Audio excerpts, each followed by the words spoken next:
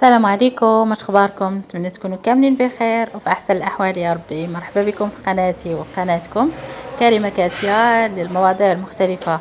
كنبغي نشكركم على التفاعل ديالكم في الفيديوهات الاخيره. فؤاد قبيبو الزوج ديال ابتسام بعد ما مفتقد وليداته، الله يكون في العون لانه قال ما كيسولوش فيه، فنزل واحد البوست وكتب فيه: العائله الموحده كانت دائما حلمي لأنني لم أعرف قطا طعمها من صغري، وكان حلمي البسيط أن أكون عائلة وأشعر بالأمان. لهذا تزوجت وأنا في العشرينات لأعرف طعم الاستقرار والحب والأمان.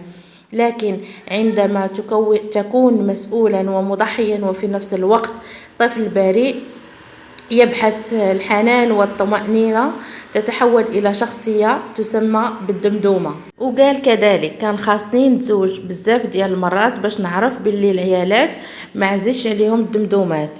توضيح بسيط فقط: بالنسبة لأولادي ماشي أنا اللي ما بغيش نشوفهم، هما اللي ما بغوش يشوفوني، وأنا أحترم قراراتهم حتى يحن الله.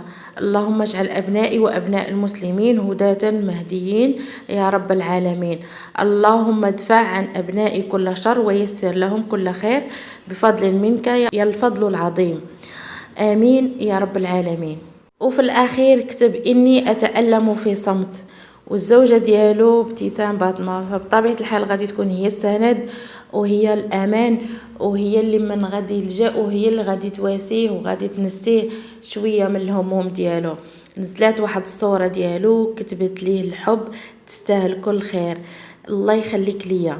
وحطات حدا واحد القليب، الله يخليهم بعضياتهم والله يهدي وليداته ويهديه حتى هو عليهم، يمشي عندهم ويشوفهم كيف ما كان الحال. راه وليداته هادوك وهما خاصهم يعرفوا بالله هذاك راه الاب ديالهم، والله يدير شي توبه ديال الخير. وبسلام عليكم، ونتلاقاو في فيديو جديد ان شاء الله. مع السلامه.